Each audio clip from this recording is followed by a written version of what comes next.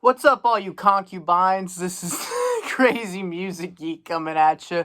And today, we're just going to be looking at my 50s rock and rockabilly and doo-wop records, kind of everything in between. Basically, all 50s and 50s related.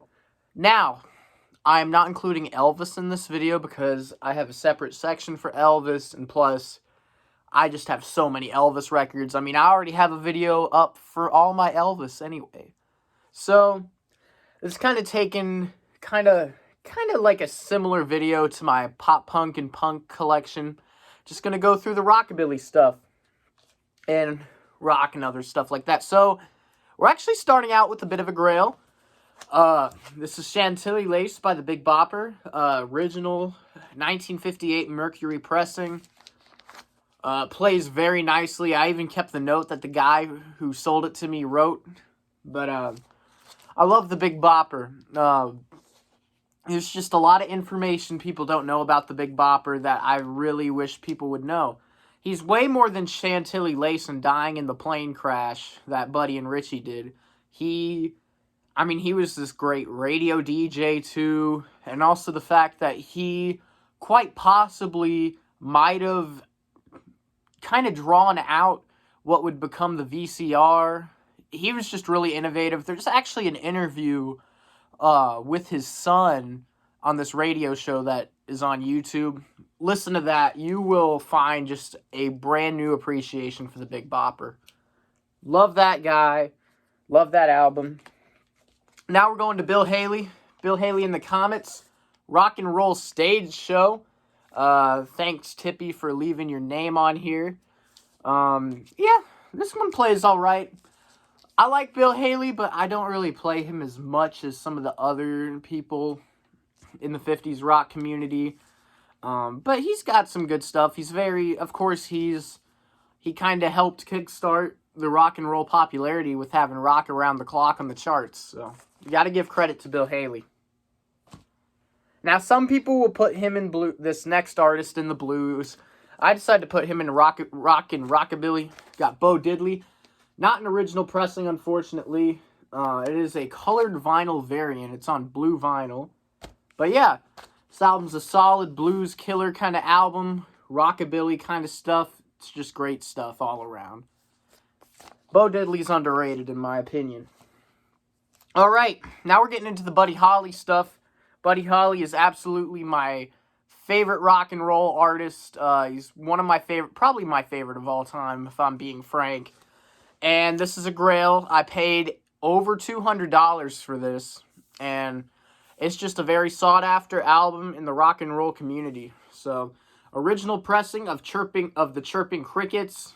It's on Brunswick Records. Amazing album. Just a great one to get into. Some people prefer the Buddy Holly solo album that came out in '58. I think they're equally good. Both are just good places to start in your Buddy Holly journey. If you don't want to listen to a compilation, that is. And then I do have a newer pressing of the Chirping Crickets. I've had this for a couple years. It's Wax Time reissue. Wax Time's not the best, but, you know, for the 50s stuff that's expensive, they're good. They're good to go. They're good to go for that. And then I do have a copy of the Buddy Holly solo album from '58, but it's kind of weird. It's actually two albums. They put the entire album on one side of this, and then the other side is That'll Be the Day, which is the album that came out after this. It's also got a CD in here, too. It's a weird European release. It's official, though. But, yeah. Buddy Holly. I do want to get an original of that someday. And then speaking of That'll Be the Day, I do have a vinyl copy. I bought this way before I bought that, so, yeah. Buddy Holly, That'll Be the Day. A lot of earlier Decca stuff is on here. Some people probably won't like this as much as the other Buddy Holly stuff, but it's some good stuff. It's some good stuff. And then, the Buddy Holly Story. I believe this is just volume 1. Kind of a pseudo greatest hits, and just other odds and ends. It's not an original pressing, but it's a second pressing, I believe. It's got Raining in My Heart, Early in the Morning. It's got some good stuff. But yeah, Buddy Holly's story. And then here's just another very generic, basic Bones, the very best of Buddy Holly. It's got 20 songs on here. I think I got this for less than 20 bucks even. Not bad sounding at all. It's got some great stuff like Well Alright, You're So Square, Baby, I Don't Care, Raining in My Heart, of course, Rave On. It's good stuff. And then last but not least in the Buddy Holly collection, it's this bootleg I have. It's Buddy Holly in Concert. It's actually volume 2 in a series. There's just a lot of like interviews, some newscasts about the plane crash, some Ed Sullivan performances here too, and just other rarities. It's really nice to own. I was really surprised. I was actually able to buy this off of Discogs of all places, which surprised me because they're taking a big crackdown on them bootlegs lately. So yeah, that's it for Buddy Holly. Now we're going into some classic rockabilly. Carl Perkins' The Dance Album. This is actually a 2015 reissue. Wish I could get an original, but they just never pop up for sale. And when they do, it's going to be a pretty penny. So, yeah. Sun Records. Oh, yeah. Some of the best rockabilly you'll ever find. It's on this album. Then we got some Chuck Berry. This is a Dole pressing. Dole is not really that great of a record label, I will admit, but I do have a copy of Chuck Berry's 1 Dozen Berries on the Dole label. Didn't pay a whole lot for this. I actually just only paid 15 bucks for it, which for Dole releases, that's probably all you really want to pay for. Same with Wax Time. With those labels, don't be paying a whole lot for. Then I got this Greatest Hits of Chuck Berry. It's the Great 28. This is a newer version of it. I think it's from 2017 when this was pressed. Yeah, 2017. Yep. Chuck Berry. Great 28. Then some doo-wop going down. Dion and the Belmonts. This is a Wax Time reissue again. It's got some good doo-wop stuff on here. It's a pretty good album. It's probably my favorite doo-wop album, but I don't really own that many doo-wop albums. I actually just only own one more. It'll be at the very end. Now for a bit of an oddity. Esquerita, however you say that. This is a 1984 press. The 50s press of this goes for like 700 bucks, but this is a French pressing too. And this guy influenced Little Richard. And he sounds very similar to Little Richard too. Unfortunately, he just never got the credit he was due. It's a great album, though. And if you want to get some obscure 50s rock artists out there, definitely bring this guy up. The 50s nerds will freak out like me. Then I got this Everly Brothers compilation. I actually think it's like re-recordings, if I'm not mistaken. I think so. But yeah, I gotta get some Everly Brothers. Probably need to get some more Everly Brothers in the collection eventually. But yeah, gotta love the Everly Brothers. And then, since we don't have Elvis, we're going straight to another grail of mine. Gene Vincent, Blue Jean Bop. This is an original Capitol Turquoise pressing. Same thing, all of it. Such a great rockabilly album. You're gonna have a lot of fun with this if you love rockabilly. And then I have another one. It's a 2006 pressing. It's just a bit cleaner. But yeah. Then another grail. First album by Jerry Lee Lewis. This is on Sun Records. I paid $100 for this. Yeah, 100 bones. Great album, though. Great, just countrified boogie. Then I got a 80s pressing of Greatest, which has some of the leftover remaining Jerry Lee Lewis stuff, like Great Balls of Fire, Money, Frankie and Johnny, some of those other ones. But yeah.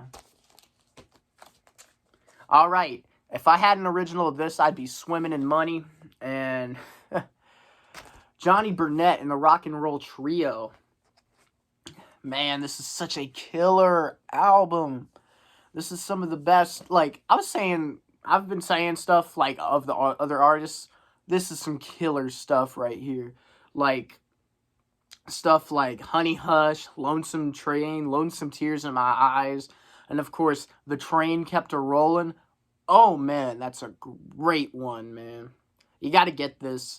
And yes, this is on the Wax Time issue, but really, this is probably the only way you're gonna get this album, unless you just have money flying out of your wrists. I don't know what that means. But yeah, great album. Amazing Rockabilly album. Then I do have some Johnny Cash in here, mostly just the Sun stuff. This is a newer pressing of Johnny Cash's and with his Hot and Blue guitar. Nice Sun country. Then I do have an original pressing of Greatest. It's written on the sleeve, not on the jacket, don't worry. It's got some great stuff on here, like Luther's Boogie, Hey Good Looking, Get Rhythm, Katie 2. Good stuff, good stuff. And then last for Johnny Cash, I believe, yeah, is Original Sun Sound of Johnny Cash. I bought this at the Country Music Hall of Fame, actually. And I also bought that, and I bought the with his Hot and Blue guitar on the same trip, but I bought that at the actual Sun Studios. So yeah. Great original sound. Original Sun sound, wow. And then I only have one Little Richard album. It's kind of a cheapo one. It's a good one, though. It's Little Richard, Greatest Hits. It kind of mimics like an old jacket. It actually kind of feels like an old jacket, but it's actually from like 2015. But yeah, it feels old too. It doesn't have the gloss, it's paper. So yeah. It's good stuff right here. It even mimics some of the wear and tear. It's kind of cool, actually. Sound quality's good on it too. I think I got that for like 16 bucks. Yeah. Now we're going to another doo-wop group, the Platters. This was actually my grandmother's copy, and I used to play this every night before I went to bed. Great stuff. Great stuff. All of these songs are great. All right. I love this guy, too. Richie Valens. His only album, really, that was released before he died, at least. It was kind of confusing when it was released, but yeah, original Delphi label too. Plays nicely. Got this for 25 bucks. And yeah, it's got some writing and it's got a little bit of wear here, but it plays great. It looks great. I'm happy to have that. Now I got some Roy Orbison albums. Not all of these are from the 50s, but I included them in here. It's a reissue. We Are Vinyl reissue of Crying in Golden Stereo on the MGM label. Great stuff. Then this one's kind of a bit of an oddity. It's Orbiting with Roy Orbison. It does have Roy Orbison on it, but it also has Bristow Hopper. So they just share a side with this. I put this in the Roy stuff. Yeah, it's kind of just a weird, not necessarily a promo kind of thing, but it's kind of just a little weird oddity. But yeah, it's in stereo. Then I got The Orbison Way, which has the sticker for Breaking Up is Breaking My Heart. And it's also got Crawling Back, which is a semi-known, I mean, it's known in the Roy Orbison circles, but yeah. It's got some good stuff. Got some good stuff on the MGM label. Then I got another one from the MGM era. This is Roy Orbison Sings Don Gibson. It's on the MGM label. Some good stuff, good stuff. Not generally, this is kind of when Roy Orbison was basically hitless, so, yeah. Roy Orbison. And then, I was going to say last. Now, we got two more Roy albums. This is his 88 comeback, 89 comeback, Mystery Girl. This was released right after he died, but it had been in the works. It was pretty much almost finished. But yeah, Roy Orbison, Mystery Girl. put this in with Roy. So, yeah, that's technically his last album, but he does have another one after that. But vinyl copies of those are not the easiest to come by. So, and then last for Roy Orbison, got the Ultimate Roy Orbison. It's just a 2-album set.